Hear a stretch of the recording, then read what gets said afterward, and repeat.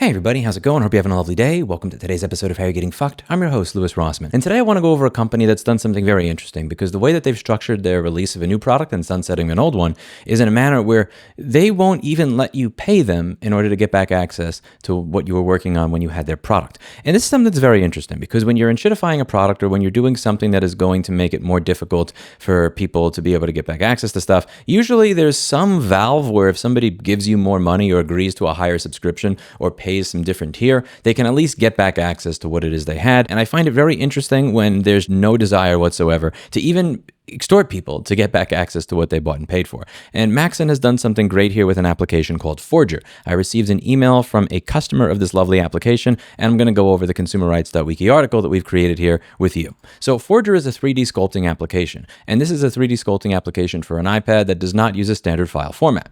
If you want to export to standard file formats, you have to pay a subscription fee. I believe the subscription fee is about $2 a month or $15 a year. Now, that seems fairly reasonable if somebody's going to take the time to create an application or a program and you want to be able to get all the access that you want.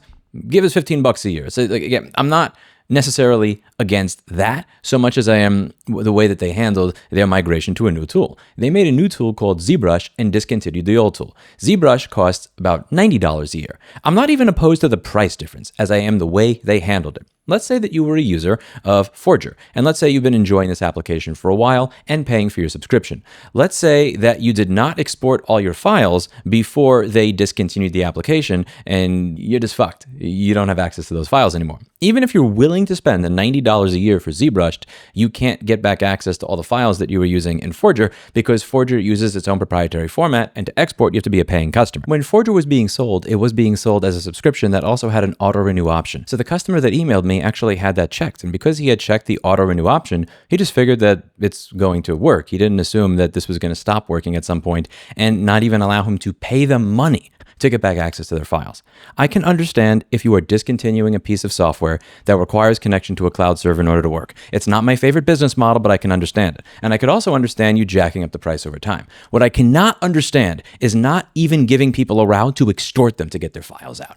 At the very least, I mean, just from a business perspective, can't you at least tell people, here, give us $500 and we'll let you export your files from this old application because you missed the cutoff date to be able to export before the subscriptions stop working? These people don't even seem to understand how to be the South Park cable company CEO properly. And that's what truly blows my mind. I think the most annoying part when I look at the landscape of how these apps work in general is the way that my mind has just been biasing itself is that if there's a task that I want to do and it requires an app that has a paid subscription, I either think about whether or not that task is something I should be doing at all. Is the feature set that I'm looking for in this particular paid app one that I can't get somewhere else? Do I even need that particular feature set? Because I just don't feel like dealing with any of this. And it's something that I've noticed that I've done with the modern gaming market as well. I'm at a point where I need the company's marketing to actively tell me and reassure me that this will never happen to me before I take out my wallet and spend money on anything. And if they're not doing that, I think to myself, do I actually need what is being provided? If I really need what was being provided, is there an alternative way that I can go about doing the same thing? Or is this even a worthwhile goal? Which is not necessarily the healthiest way to be thinking. And this is just a rant here at this point, but I don't know what else to say. I feel bad for this guy, and I really do hope that the company reaches out to him and at the very least says, okay, fine.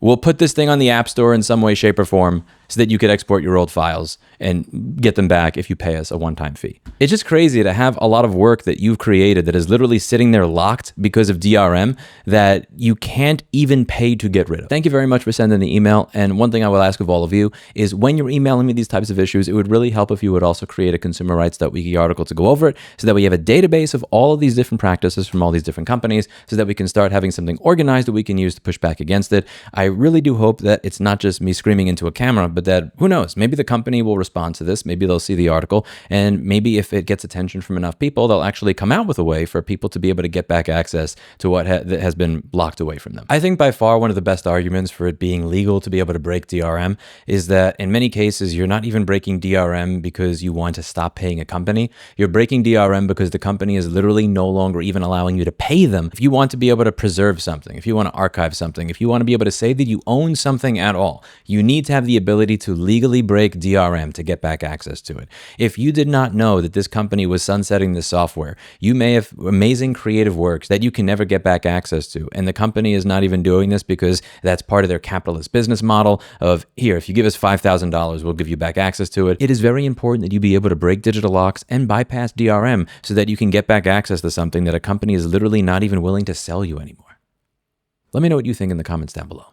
That's it for today. And as always, I hope you learned something. I'll see you in the next video. Bye now. And if you're from this company, I highly suggest that you consider responding to Matt's email with a better solution than what you did before. Because if you don't, I imagine that there are going to be a few more people that are not as interested in purchasing your products. See you in the next one. Bye now. We also have the duty not to infringe the IP rights in the process. It is in fact the manufacturers who have the relevant rights, not consumers.